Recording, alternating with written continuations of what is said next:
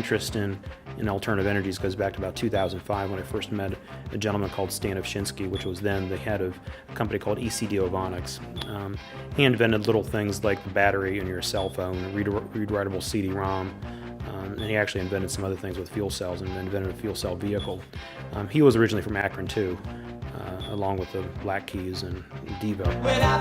The interesting thing about him was I was introduced to this whole renewable energy cycle where you could take hydrogen from solar panels and then use it as a fuel in your car, and then the only byproduct was water. And you look at this circle and you're thinking, why are we using fossil fuels whenever all the energy we need to use is coming from the sun? And we can take the electricity and put it into some type of mobile fuel.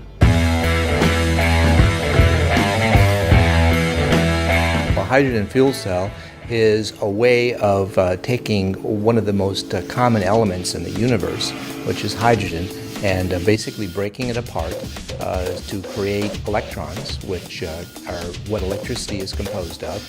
And what comes out of the tailpipe? Water vapor. What's not to like? I mean, you can literally drink the emissions. It tastes just like water. It's so cool. It is very efficient. It's about twice as efficient as other common methods of energy transformation, energy conversion. And totally silent. All of this taking place in total silence. We're at a very interesting juncture right now. In our countries and the rest of the world, we're looking for replacements, basically, of the energy technologies that we've used in the last century. But I think when you look at alternative energies, transit in alternative energies are kind of intermixed, because I think a lot of us in the transit industry want to be sustainable. We want to focus on being good stewards of what we're provided for.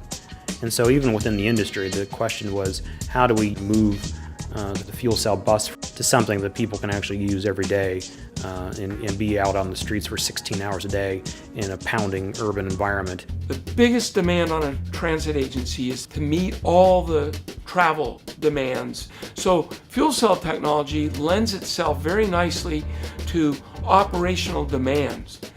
That's a big part of this job, meeting schedule with a lot of vehicles. If you're relying on a vehicle, a bus or a train to get you to work on time, you don't really care what the propulsion technology is if it doesn't get you to where you need to be. 75% of our routes are 150 miles or more, and so this technology, the fuel cell bus, gives us the range that's necessary. For a technology to be viable, it needs to be operationally practical. It also needs to be financially feasible. Any new technology, when you're only selling smaller amounts, is going to be higher until there's more product is being sold or bought, and then the prices are continue to go down, and they have been going down. What CTE is doing is raising funds. We're doing this very effectively to build out these projects and to show the next steps. We're driving costs down. We've driven the cost of the buses down by 50%. We see maybe another reduction of 30 to 40% with greater volumes of vehicles. And we're also building stations with new grant funds that we've raised. That's what's going to draw the interest of the transit agencies. Bringing costs down, showing that the technology is not much different from what they're used to now. I think it's incredibly important to look at all the technology and all the ways that we can move people. And currently, there are a lot of opportunities for all transit CEOs and their properties to move forward in a zero-emission platform. So if I was to speak to other transit agency leaders, other CEOs and general managers, the message is get involved. Don't ignore hydrogen fuel cell. Don't ignore battery buses. Get involved with zero emissions. Let the public know. Let your stakeholders know. You want to get educated. You want to understand what's available. You want to create a mission and focus within your agency that's about zero emission. And it starts with the leadership, with your board, and with your employees. Well, I've been an CTE coach operator for 25 years. Driving this bus, I love it. It's just such a unique unit that the first time I was able to drive it, it was a privilege. At the beginning it was a little, I was always trying to wait for the sound of the engine. There's no sound, there's no noise. My passengers love the bus too. So clean, so easy to drive. Way better technology than the other buses that I drove for over 20 years. At first, I was skeptical, and I was, everybody's, afraid of changes, any new changes, right? So after you work on it for a while, you understand the parts and the function of it, and you're comfortable with it. I mean, it's a lot easier, it's a lot cleaner comparing to all the other buses where it has, a lot more oil and grease. You can almost eat stuff off of it. Well, with the hydrogen fuel cell bus, I think the difference was the word hydrogen and fuel cell is not common language that we've had in the internal combustion engine industry. We've talked about cylinders and horsepower and things like that, words that float around the shop. So naturally our mechanics and even some of our management team was kind of wondering, well, what is this thing? What does it do? We don't really understand it. So it's just different lingo, different language. It sounds a little more scientific than the average car, engine component. But when we really break down the technology, it isn't very extraordinary. It isn't very exotic. It's just chemicals processing through materials, creating energy, charging a battery system, driving an electric motor that propels a bus that we already have. So what you start seeing around the world is a general consensus that we need to move to zero-emission vehicles, even in transportation. It's important for London to run the hydrogen fuel cell bus because, like most major cities, we have major problems with air pollution, air quality. So we need to run clean vehicle technologies to clean the air up in London to help the health of the population. China seems to get criticized for their gray days and their all the issues that they have. They recently have put an order into Ballard Fuel Cell for 300 fuel cell powered buses in China. In Germany, we are dependent on import of fossil fuels.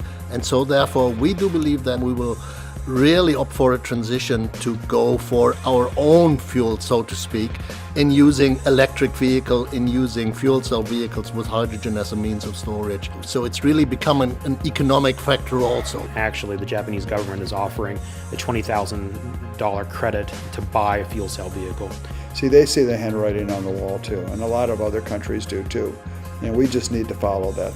I think from a financial perspective, it's a risk of not acting now carries a number of problems. It's likely that other locations are going to develop these technologies if we don't develop them here, and that means that our industry and also our energy industry, our energy supply base will be left behind.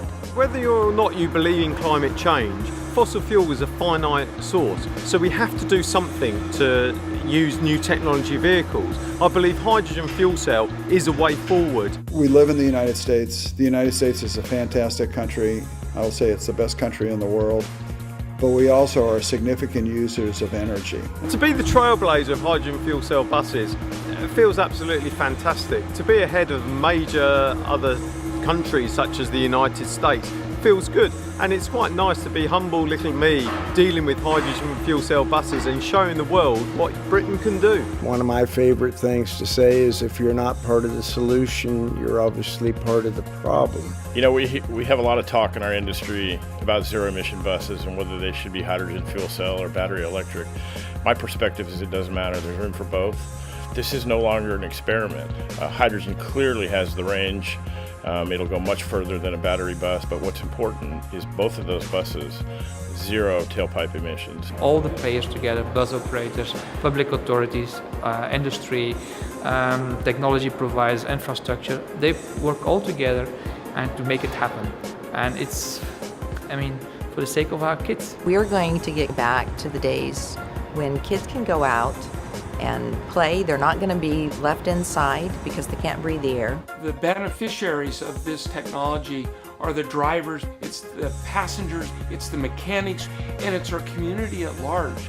It gives us the pathway to reach our ultimate goal, which is to save the planet by reducing greenhouse gases and climate warming, and it cleans our air that we breathe on a daily basis.